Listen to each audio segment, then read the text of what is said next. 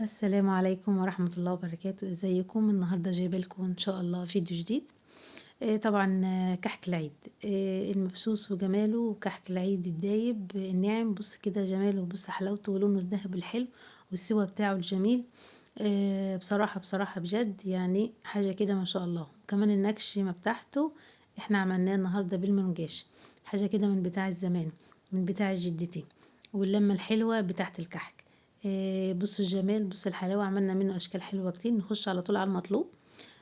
اول حاجة انا هنزل بالسمنة. انا كده انا هعمله على السخن. السمنة معايا 550 جرام سمنة، بس انا عامله لك بالكوباية على اساس اللي مش عنده ميزان يستعمل السمنة. 3 كوبايات شوب، ممكن تشيلي منهم كوباية تالتة تشيلي منها ربعة لو انت مش عايزاه دايب جوي. انا كنت قصده ان هو يطلع دايب زيادة عن اللزوم. ودي حتة قطعة من العيش بالخبز بتتحط معايا علشان ايه؟ لما اعرف ان السمنة اتجدحت كويس على النار تكون اتحمصت العيش، معناها كده ان السمنة تمام. بحط معلقة من المحلب لان انا عاملاه بسمن نباتي، مش عاملاه بزبده. لو انت عاملاه بزبده بلدي انصحك ما تحطيش لا محلب ولا تحطي ريحه كحك. نكتفي بريحه السمن البلدي، بتبقى ما شاء الله ما شاء الله فيها، وطعم تخلي الكحك من الكحكه حلو خالص. كل انت هتعمليه بدوب، بخلط الدقيق. ده كيلو دقيق.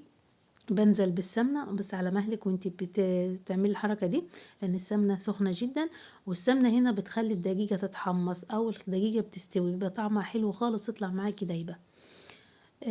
طبعا بالمعلقة، وطبق استانلس. ما انصحش طبعا طبق بلاستيك او طبق جزاز.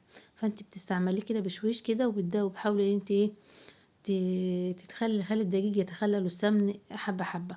طبعا سخن شوية وتستعملي ايديكي، بس لما شوية يبرد ويهدى شوية هتبدأي تبسي فيه دوا. الحركة دي بتخلي ان العجين، بصي ان الدقيق كله، حبيبات الدقيق كلها بتتخللها السمنة، فعشان كده بيطلع معاكي دايب خالص. طبعا هو سخن في ايدي انا مش مستحملاه، بس على مين عملناه الحمد لله جميل خالص. وبصراحة طلع حلو جدا.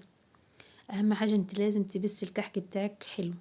ايوه هي السمنة انا مزوداها شوية، بس انت لازم تعملي الحركة دي علشان كل حبة من الدقيق تتخللها سمنة، وبده يطلع معاكي دايب. بصي كل اللي انت بتعمليه اهو.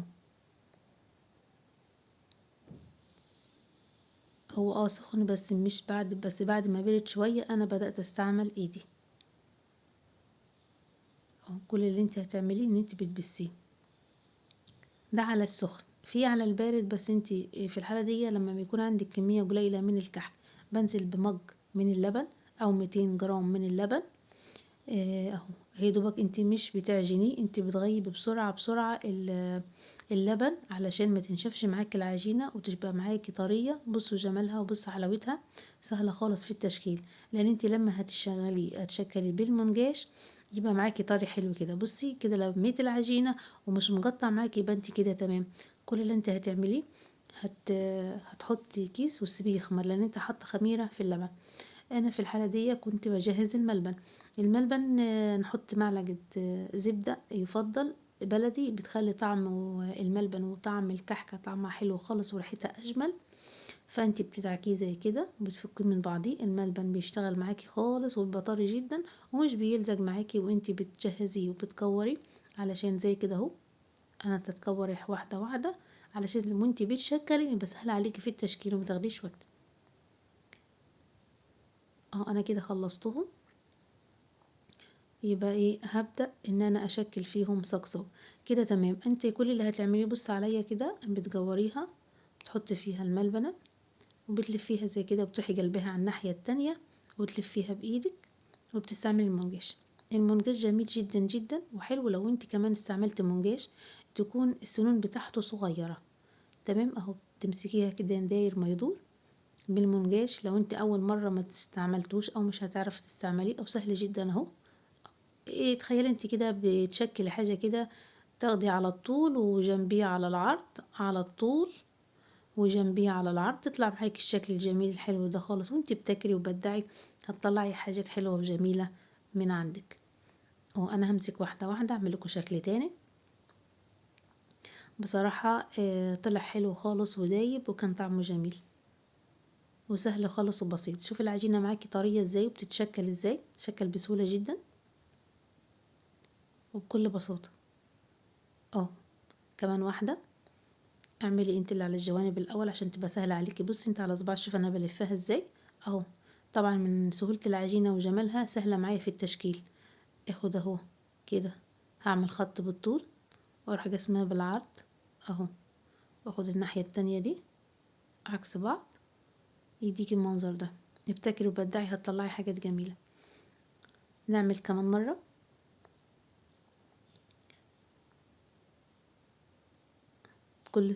بكل سهولة. بصي طالع معاكي تحفة تحفة وجميل جدا. انت بتكوريها زي كده وتحط فيها الملبنة وتعكسيها وتلفيها اهو.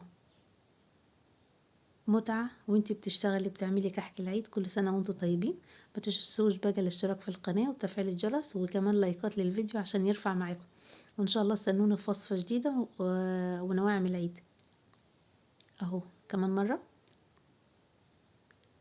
بكل بساطة بتكوريها زي كده اهو، تحطي فيها الملبنية وتكفليها علشان الملبن ما يطلعش معاكي وانتي بتشكلي، وفي نفس الوقت ما وانتي بتدخليه الفرن وما يتلسعش منك ويخلي شكل الكحكاية مش حلو. النكشة بتاعتك بتبقى سليمة حتى بعد ما بيطيب بتبقى زي ما هي اهو. بكل بساطة بكل سهولة جميل. كمان مرة انا طولت في الحتة دي شوية، بحبيت ان انا بس اوريك ازاي ان هو اسهل من ان انت تجيبي المكابس بتاعة المبسوس. مش بتدي شكل، تدي اسطمبة واحدة، لكن انت هنا بتبدعي وبتعملي اشكال حلوة اهو. ممكن من النص وتفصليها في النص وتروحي من هنا من اليمين وتروحي من الشمال هتديكي من نفس الشكل، وتعمل له منه ورد زي ما انا عاملة كده، ورقة شجر او قلب، اي حاجة انت عايزاها. بدعي وهتلاقي منك حاجات حلوة كتير اهو. كمان مرة. طبعا لازم تقفلي على الملبن كويس علشان الملبن بتاعك ما يطلعش من العجين. كده احنا كملناهم. انا كده عملت صاج وده الصاج التاني. بكل بساطة بصي شكلي احلى منه كده. دخلته الفرن، بدخلي الفرن على درجة حرارة 160. بصي طالع معاكي دايب كيف. ولونه الذهبي جميل خالص. ما شاء الله. هفتح لك كمان واحدة دلوقتي وتشوف عليها. بصي من تحت ومن فوق لون واحد، اخد لون واحد لان العجينة معاكي اشتغلت حلو والمقادير معاكي مظبوطة. وكمان التسوية في الألمونيوم بتبقى الأفضل للكحك العيد بكل أنواعه. بصي أنا هفتح لك واحدة كده من النص. ما شاء الله. بصي الجمال وبصي الحلاوة دايبة خالص والملبن جواها حاجة كده من الآخر. الله أكبر. صلى على الحبيب المصطفى. بصوا حلاوتها وجمالتها. وكل سنة وانتم طيبين. ما تنسوش بقى الاشتراك في القناة وتفعيل الجرس وتدوسوا لايك للفيديو. هنزل انا بقى بالسكر بقى واقعد احط السكر عليه. في ناس بتحبه من غير سكر، في ناس بتحبه بالسكر، حسب رغبة اي حد. انت اعملي من ده واعملي من ده وكل سنة وانت طيبة. بصوا الكحكاية دايبة دايبة اهو. كمان مرة بصي شكله بجد لون واحد ذهبي ما شاء الله اهو.